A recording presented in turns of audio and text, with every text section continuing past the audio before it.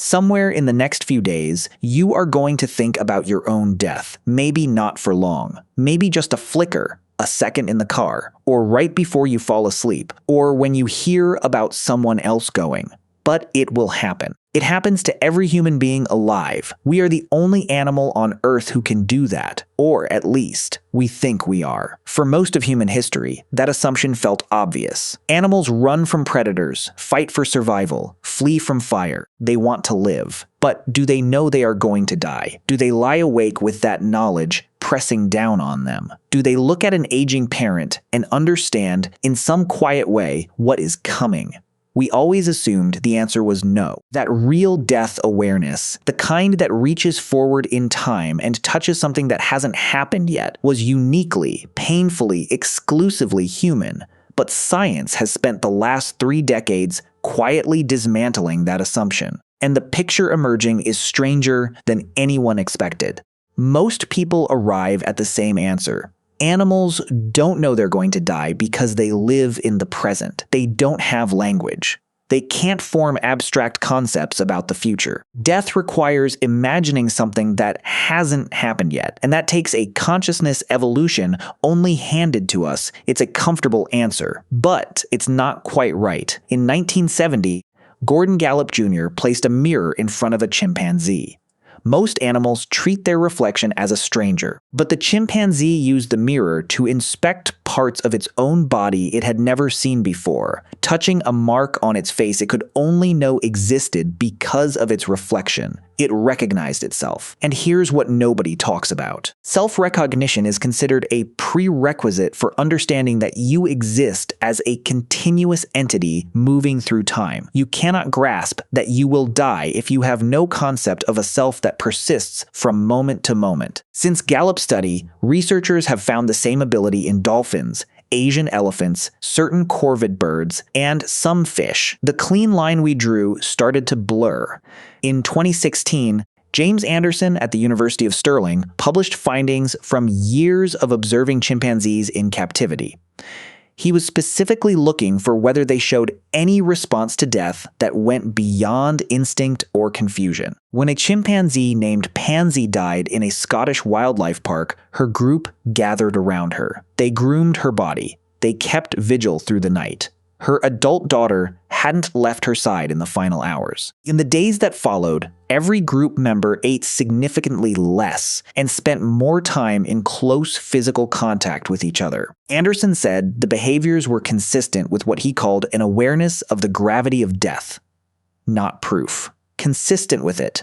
Elephants tell a similar story. Cynthia Moss, who spent decades studying elephants in Kenya, documented them returning repeatedly to the bones of dead group members, pausing, touching the remains with their trunks. She recorded one matriarch spending nearly 30 minutes alone with the jaw of her dead daughter, whom she hadn't seen in over a year. Something is layered on top of instinct, something that looks, from the outside, uncomfortably like grief that has memory attached to it. And grief with memory is only a short distance from understanding that loss will come again. In 2022, researchers at the University of Murcia published findings on something specific: whether non-human animals exhibit what they called terror management behaviors, responses that only make sense if an individual understands, on some level, that its existence is finite. The concept comes from terror management theory, developed in the 1980s. Its core argument, human civilization, religion, art, the obsession with legacy, is largely a psychological defense against the awareness of death. We build and create because somewhere in the architecture of our minds, there is a knowledge we cannot unknow. And without buffers around it, it would be paralyzing. The research team found evidence that certain primates show structurally similar behaviors when exposed to mortality cues, the sight of a predator, the smell of death. Their social bonding intensified. Grooming increased sharply. They sought proximity in ways not explained by simple threat response alone. The implication sits right there in the data. If terror management behaviors exist to buffer death anxiety and other species show the same behaviors, then what exactly are they managing? Here is a number worth sitting with. Scientists estimate there are 8.7 million animal species on Earth. Researchers have meaningfully tested death awareness in fewer than 30. We have looked into the minds of 0.0003% of the animal kingdom and already begun rewriting what we knew. Here is the part that gets left out of every conversation about this. We have been holding human death awareness up as the gold standard and measuring every other species against it. But what if the question isn't whether other animals have what we have, but whether what we have is as unique as we thought? In 1974, philosopher Thomas Nagel published an essay called "What Is It Like to Be a Bat?"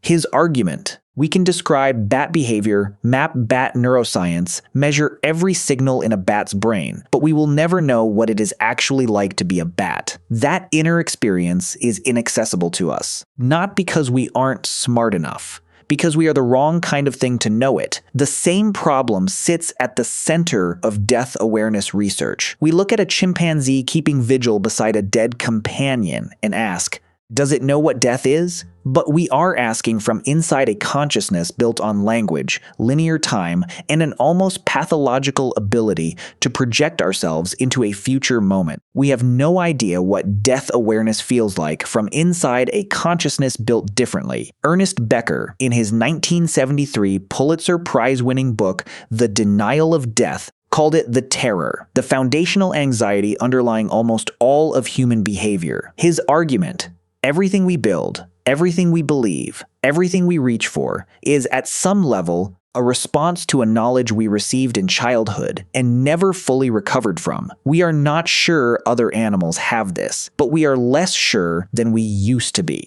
At some point in the next few days, you are going to think about your own death again. You will not plan to. It will arrive the way it always does, quietly, at the edges of an ordinary moment. And for a second, or maybe longer, you will feel the full weight of what it means to be the kind of creature who knows this about themselves.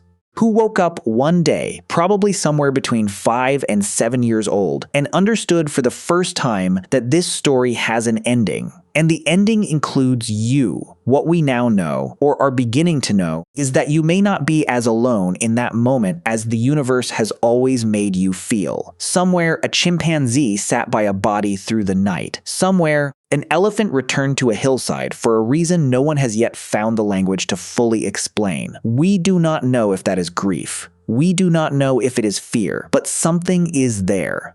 And it has been there in forms we are only beginning to map for longer than any of our words for it have existed. You will think about your death today, and in that private, unshareable moment, that moment that has always felt like the loneliest thing a human being can experience, you will be, in some way we cannot yet measure or name, less alone than you thought.